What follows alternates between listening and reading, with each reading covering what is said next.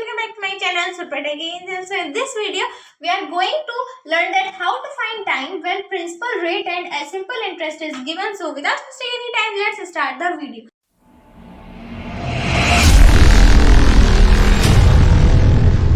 So ये है part 4 जिसमें हम सीखने वाले हैं कि टाइम कैसे फाइंड करें और जब हमारे पास प्रिंसिपल, सिंपल इंटरेस्ट और रेट गिवन हो.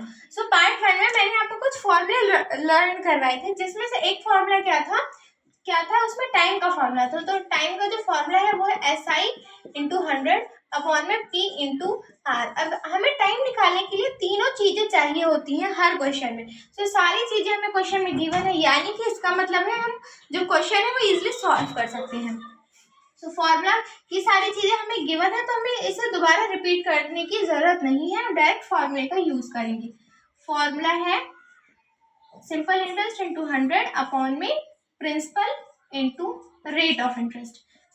SI हमें गिवन है 60 इंटू 100, प्रिंसिपल है 400 और रेट ऑफ इंटरेस्ट जो है वो हमारा 5% है. अब हम इसे करेंगे कैंसिल आउट, इन दोनों जीरो से ही कैंसिल आउट होंगे. अब हम इसे 2 से कैंसिल आउट कर देंगे.